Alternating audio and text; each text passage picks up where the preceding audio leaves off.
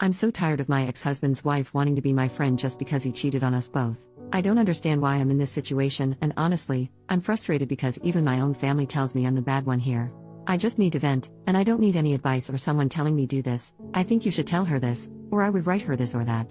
More than 17 years ago, my ex-husband cheated on me with a woman I didn't know, but she knew me. He left me for her when our only daughter was a baby, and I just moved on with my life. I was never going to fight for a man who makes immature decisions without thinking about the consequences. He married that woman, and I continued with my life, preferring a healthy co-parenting situation for my daughter. He never showed remorse and even told me that our relationship was always a mistake and that she was the love of his life. That helped me realize he was a complete jerk, and I didn't need a man like that in my life. Now, he has cheated on her, and for some reason, this woman, who always had a cold and distant relationship with me, insists on talking to me every day.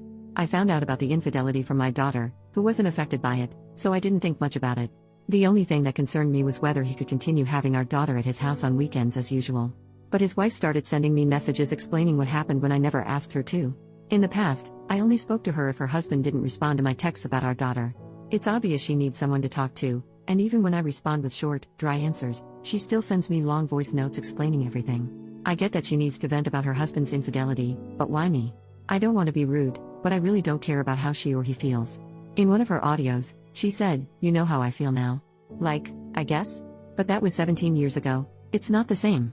To be 100% honest, she can't compare her situation to mine at all. A woman who had just given birth and was told by her husband that he'd been cheating on her for a long time with another woman who wasn't boring in bed and knew how to appreciate him, versus a woman who knew her husband was unfaithful and chose to marry him anyway. Anyway, I've tried to ignore her as much as possible, but when I talk to my family or friends about it, most of them say things like, "Oh, but she must feel lonely. She wasn't to blame for being the other woman. I think you should be more empathetic. We all need someone to talk to," or my personal favorite, "She's not to blame for him being a cheater. You should understand her because she needs help."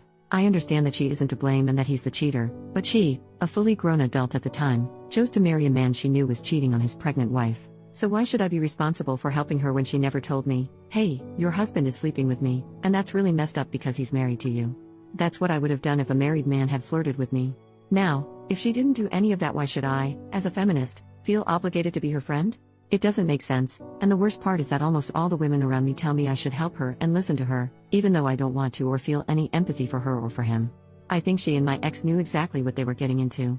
I don't understand why I should be her free therapist now. Being cheated on is not my entire identity. I don't need to talk about it 24/7 with her. I've chosen to ignore her, and that's what I'm going to keep doing, even if it makes me a bad feminist for not feeling empathetic. Edit, no, I can't block her because she still lives with him, and I need her contact information in case of an emergency with my daughter. And honestly, it's strange how many people are commenting or even sending private messages telling me what I should say to her or writing what they think I should feel.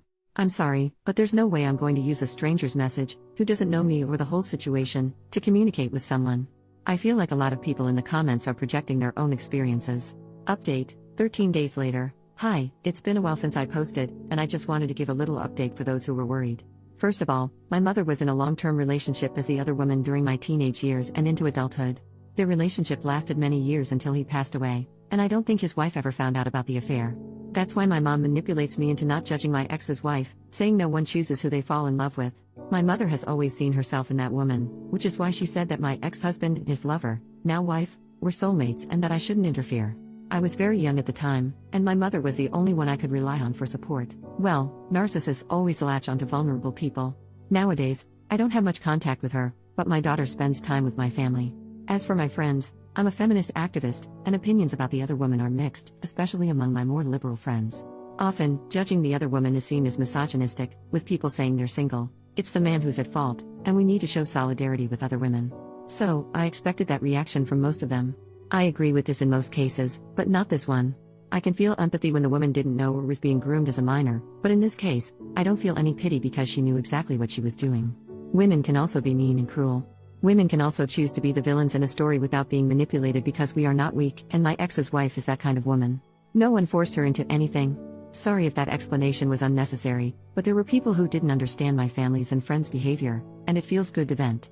I ended up speaking with my ex's wife because, a few days ago, I had an incredibly stressful day, and the last thing I needed was to see her messages on WhatsApp. I exploded. I had planned to continue ignoring her, but that day, I was upset about work, and I ended up telling her everything. I sent her a voice note explaining that I am not interested in her life or her suffering. I told her that we are not friends, and I don't want to be. She never apologized to me, and now she expects me to bond with her over being cheated on by the same man. I said other things too, and while I wish I could post the voice notes here, they were over 5 minutes of me telling her that our situations are not the same. It was probably the greatest catharsis I've ever had. She got upset, and we argued. It was exhausting, and the last thing I want is conflict after 17 years of peaceful co-parenting. I know they won't get divorced, which means she'll remain in my life, so I sent my ex a message with one of her voice notes. I went through them all, and she never once apologized. Not that I need her apology, I don't care, but people asked. The messages were just complaints and attempts to have me join her in venting about him or being her unpaid therapist. I told my ex he needed to tell his wife to back off and see a therapist. He apologized and said they're working on their marriage, and she's still feeling angry and insecure, obviously. Since I went through the same thing, she felt we could bond over it. He mentioned that they started attending online workshops run by some couple teaching people how to get over infidelity. Sometimes I'm envious of people who can scam others so easily. I told him that I am not friends with her, and this is affecting our co-parenting. He needed to put a stop to it if she didn't understand my words. He reluctantly agreed to speak to her, and I've gone 3 days without hearing from her, except for a message today telling me that my daughter was asleep at their house. I guess it worked. I don't care whether they have a happy or miserable marriage. I don't care if she's happy knowing he cheated on her but stayed. I just want to live in peace without dealing with people in their 40s who still act like they're in high school.